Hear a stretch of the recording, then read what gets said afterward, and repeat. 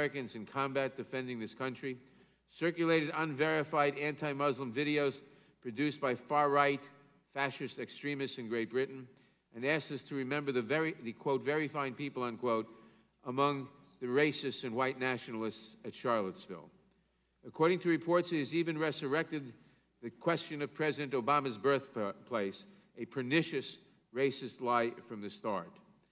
We are looking for leaders who have who can supply some moral authority to lead this country. I hope you will be among them, Director Wray. I look forward to your testimony today. I thank the chairman. I yield back. Chair, thanks, gentlemen. We welcome our distinguished witness, and if you'll please rise, I'll begin by swearing you in. Do you swear that the testimony that you are about to give shall be the truth, the whole truth, and nothing but the truth, so help you God? Thank you very much. Let the record show that the witness answered in the affirmative. Mr. Christopher Wray was sworn in as the 8th Director of the FBI on August 2, 2017. A New York City native, Mr. Wray graduated from Yale University and subsequently earned his law degree from Yale Law School. Mr. Wray began his Department of Justice career in 1997 as an assistant U.S. attorney for the Northern District of Georgia, where he prosecuted cases ranging from public corruption to gun trafficking and financial fraud. In 2001, he joined the Office of the Deputy Attorney General, where he served as Associate Deputy Attorney General and then Principal Associate Deputy Attorney General. In 2003, Mr. Wray was nominated by President George W. Bush to serve as Assistant Attorney General for the Criminal Division. At the conclusion of his tenure, Mr. Wray was awarded the Edmund J. Randolph Award, the Department of Justice's highest award for leadership and public service. Mr. Wray went on to practice law before returning to the public sector as Director of the FBI. Mr. Wray, your written statement will be entered into the record in its entirety, and we ask that you summarize your testimony in 5 minutes. Welcome. Thank you, Mr. Chairman. Mr. Chairman, Ranking Member Nadler, members of the committee, thank you for having me here today. This is my first opportunity to appear before this committee, and I look forward to our discussion. Let me start by saying that it is for me the honor of a lifetime to be here representing the men and women of the FBI. There is no finer institution than the FBI, and no finer people than the men and women who work there and are its very beating heart. Almost 37,000 men and women with a fierce commitment to protecting the American people and upholding the rule of law in all 50 states and in about 80 countries around the world.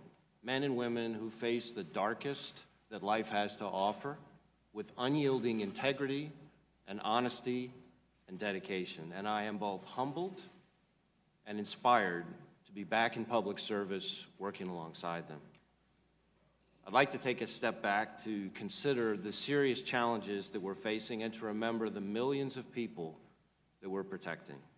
On the national security front, we confront individuals who want to harm the United States in whatever way they can. Terrorists hell-bent on striking us with IEDs, vehicles, guns, and knives. For example, as we speak, the Bureau has about 1,000 active ISIS investigations in all 50 states. We have nation-states actively seeking our technology, our military secrets, our research and development to build their own economic process and prowess and to tear ours down. Cyber criminals who are using sophisticated means to infiltrate our systems and steal every piece of data that they can get their hands on. These threats are real, they are many, and they are a grave threat to all Americans. But for the people we serve, these are not the threats that they encounter the most in their everyday lives. Threats like violent crime and the national opioid epidemic impact everyday people trying to lead everyday lives. They don't want to have to worry about a terrorist driving a truck down a busy walkway. They don't want to worry about an active shooter opening fire on a crowded public gathering. And they certainly don't want to worry about whether their kids are safe from gangs and drug dealers and predators. We all need to be aware of the world around us and of the threats we face. But we in the FBI are trying to do everything we can to make sure that the American people can go about living their lives while we focus on trying to keep them safe. I'd like to highlight just a couple recent investigations that illustrate just a small part of our work, together with our law enforcement partners and our colleagues in the Justice Department. In October, through Operation Cross Country, which the FBI conducted in 44 states and the District of Columbia, we arrested 120 sex traffickers and recovered 84 sexually exploited juveniles, including a 3-month-old girl and her 5-year-old sister, who were recovered from a family friend who was trying to sell them for sex for $600. And through our Top 10 Most Wanted Fugitives program, we have apprehended, just in the last couple of years, 10 of the most particularly dangerous offenders. In August, late August, we were able to work with our Mexican counterparts to capture Luis Macedo, a gang member charged with first-degree murder for beating, then shooting, and then setting on fire a 15-year-old boy in Illinois who refused to show a gang sign. And then earlier this year, the pressure of being added to our top 10 list led fugitive Robert Van Wees to turn himself in to FBI agents in Texas for the 1983 murder of a young woman with a 1-year-old daughter. For 33 years, that little girl, now all grown up, had hoped and prayed for his arrest, and he was finally captured on her birthday. Now, cold comfort, I suspect, but we hope that his capture provides some measure of peace and justice to her. The work that we do is not easy, to put it mildly, but the FBI is mission-focused and passionate about the work we do. We are determined to be the very best at protecting the American people and upholding the rule of law, and I, for one, could not be more proud to be part of it. I want to thank you, this committee, for your support. We could not do what we do without the funding that you all help us secure, without the investigative tools and authorities that you granted us, including, as you noted, Mr. Chairman, Section 702 of the Foreign Intelligence Surveillance Act, which is at risk and set to expire very soon. We need every tool and every authority we've got to keep people safe and to pursue justice. And as always, we're committed to using those authorities lawfully and appropriately for the good and protection of the American people. So thank you for having me here today, and I look forward to your questions. Thank you, Director Wray. I'll begin by recognizing myself for questions. Mr. Director, I'm sure you're aware of the recent media reports indicating that Peter Strzok, who is a special agent at the FBI, changed the words grossly negligent to extremely careless in former Director Comey's statement closing the Clinton investigation. Are you aware of that? I've heard some of the same information you have. Great. Do you know by chance what the criminal intent standard is under the Espionage Act? In particular, 18 U.S.C. 793F.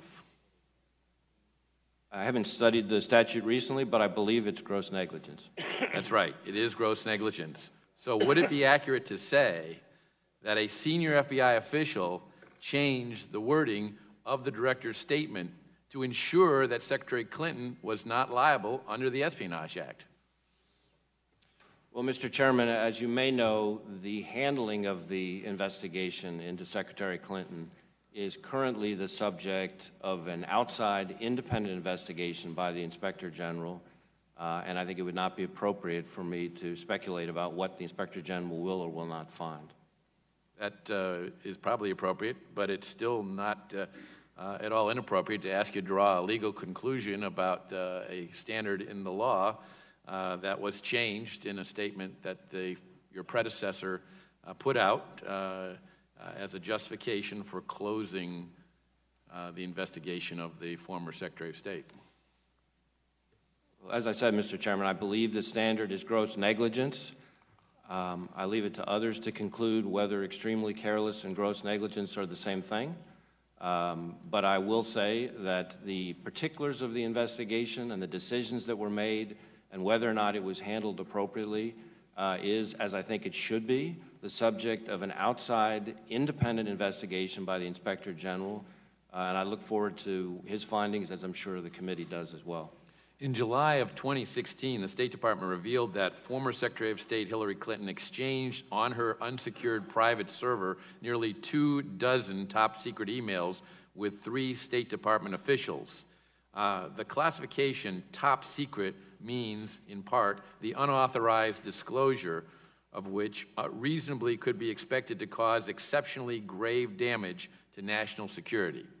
Can you explain to the American people how the FBI could not be investigating actions taken by individuals like those named in 2016, Jacob Sullivan, Cheryl Mills, William Burns, that threatened grave damage to the national security? Well, as I said, Mr. Chairman, the handling of the investigation and whether or not, in particular, whether or not decisions made in that investigation were the product of any improper considerations is precisely what the outside independent Inspector General is investigating. And when we get his findings, I will look and see what appropriate action we can take at the FBI in response to that. Can anyone on this committee set up a private server now and conduct classified business on it, since not a single person has been prosecuted or held accountable for the Clinton email investigation? No. Thank you. Director Wray, what are you doing to ensure that the top ranks of the Federal Bureau of Investigation are cleared of individuals who are tainted by bias or those who have exhibited indiscretion by failing to demonstrate the integrity Americans expect from their top law enforcement officials? Well, the first thing I'm doing is respecting the outside independent investigations that are underway.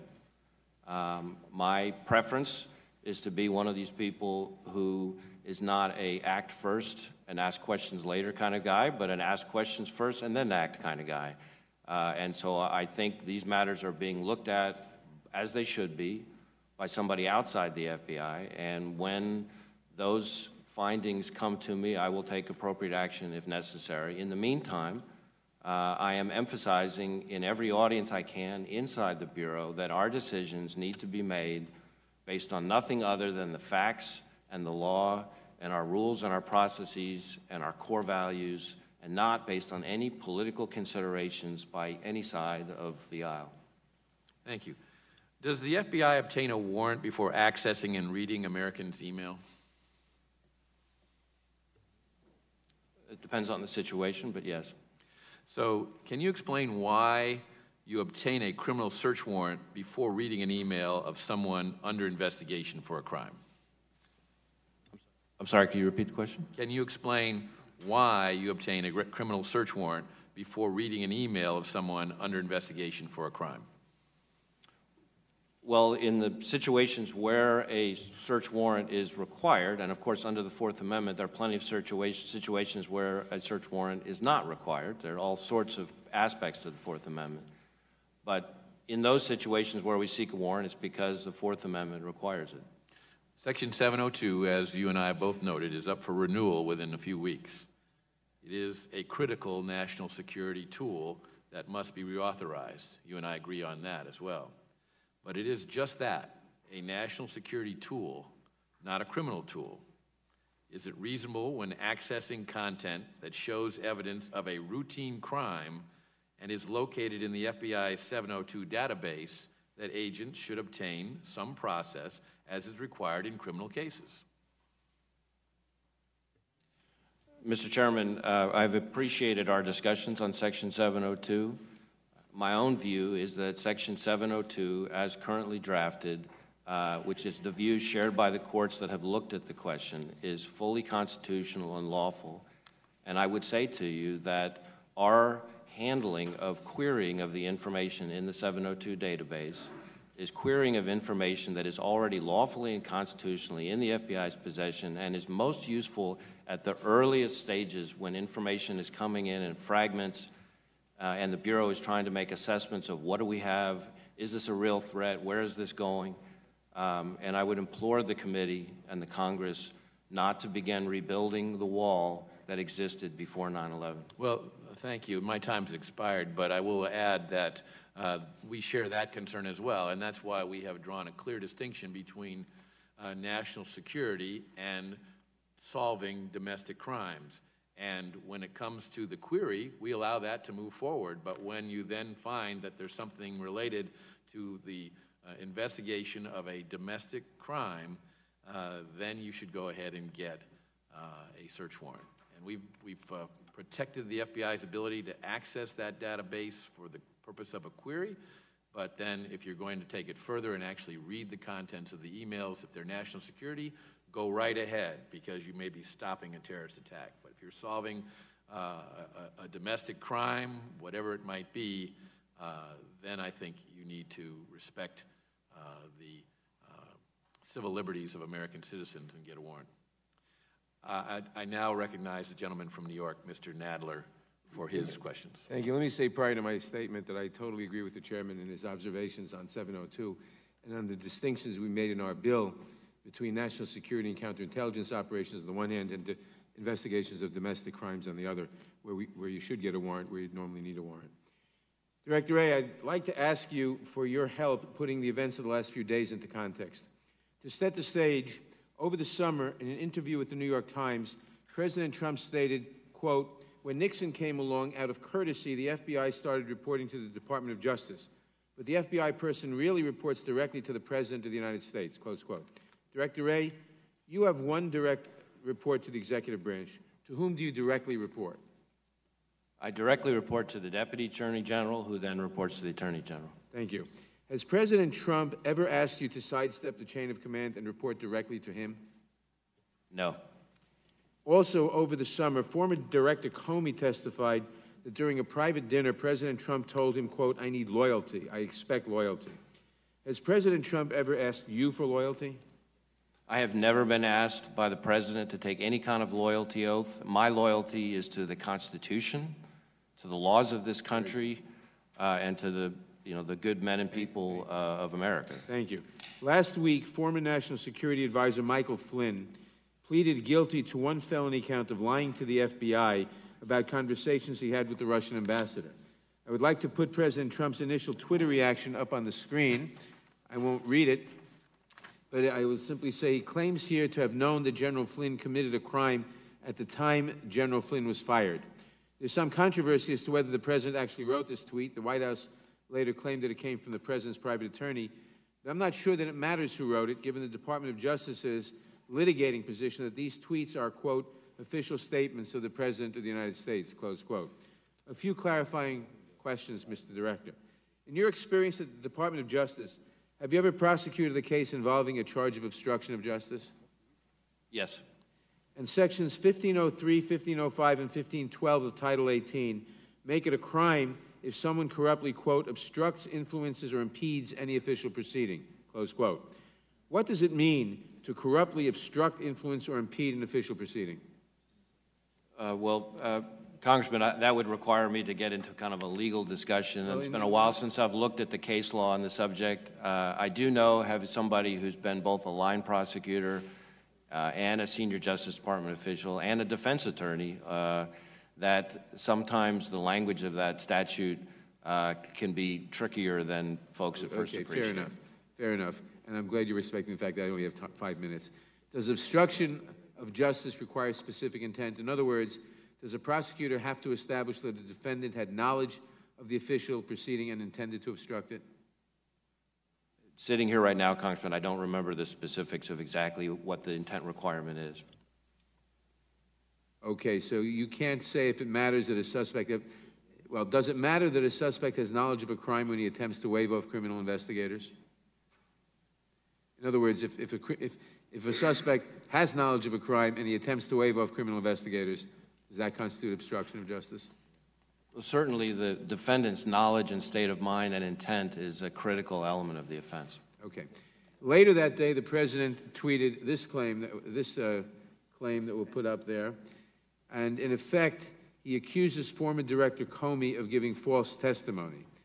Mr. Comey testified that President Trump urged him to be lenient with Michael Flynn, producing a note in which he quoted the President saying, I hope you can let this go."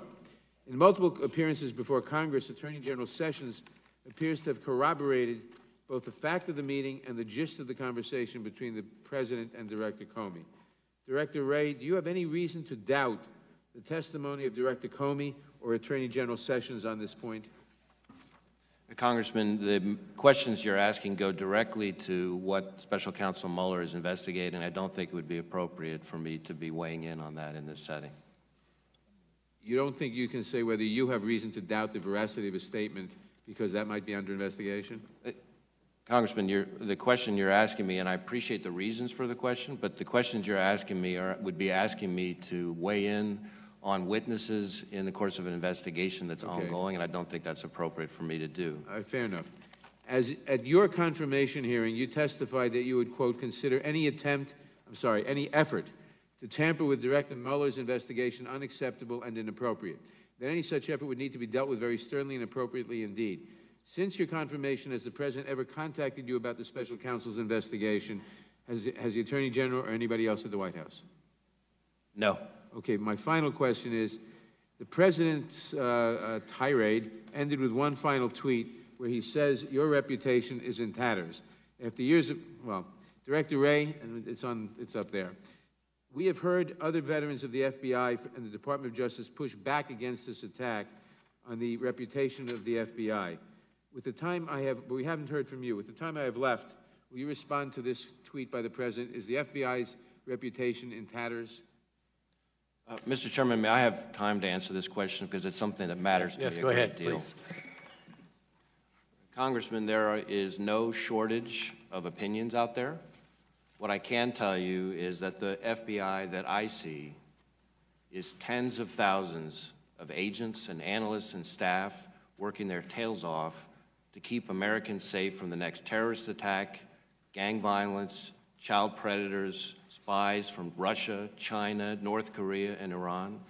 The FBI that I see is tens of thousands of brave men and women who are working as hard as they can to keep people that they will never know safe from harm.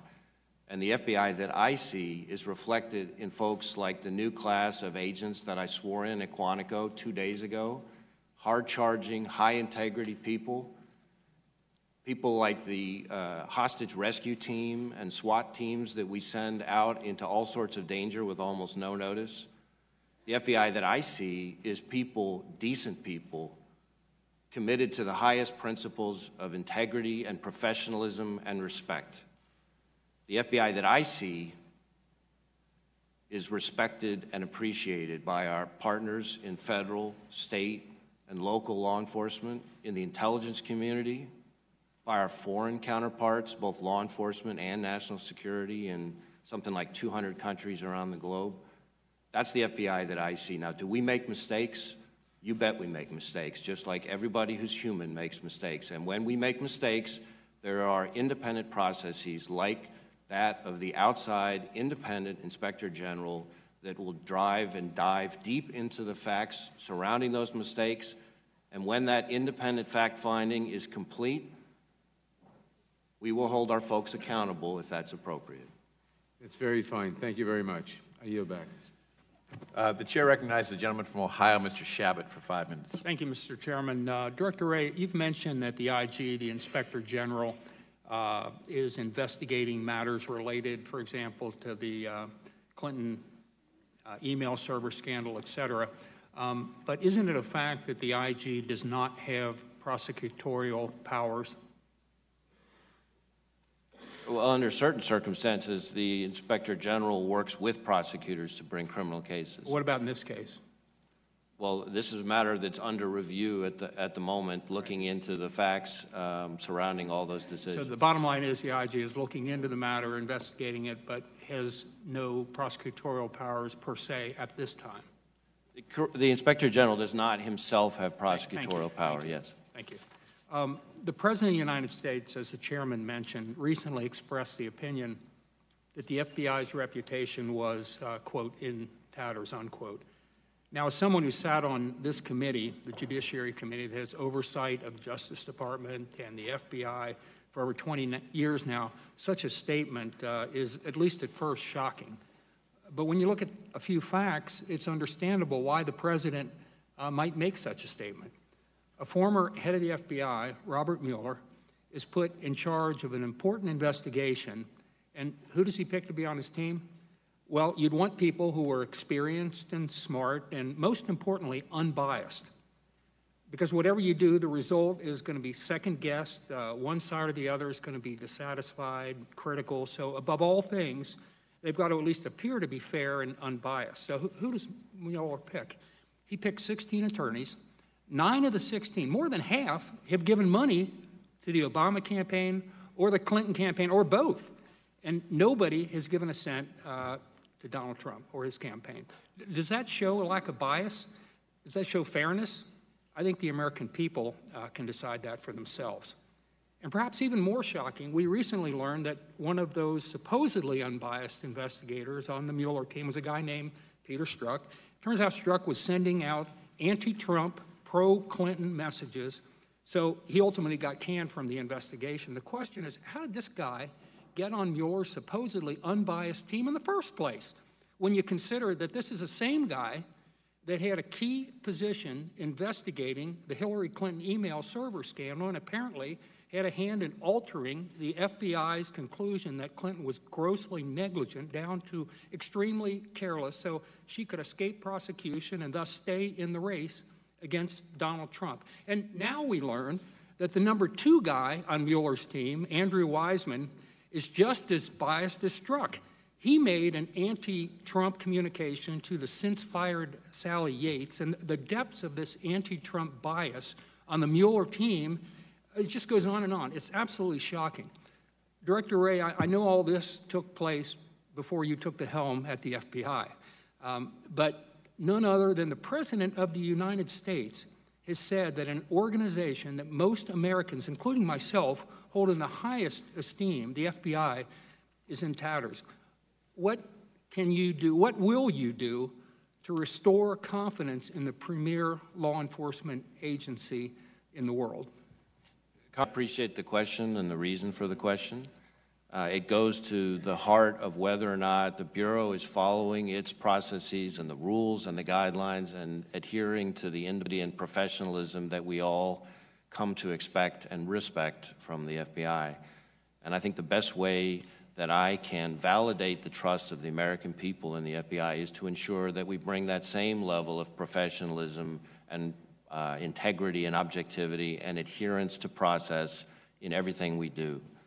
As I said at the beginning, I think it is important that we not jump first and ask questions later. So the second thing that I think can be done is when there are fair questions to be asked about things like whether or not some of the decisions made in the 2016 investigation were handled appropriately or were subject or based on any kind of improper considerations, rather than have the FBI investigate itself, having an outside inspector general do the investigation and report to all of us on the findings, I think is one of the best things I can do. And then based on that information, I won't hesitate to take appropriate action based on what it is he finds.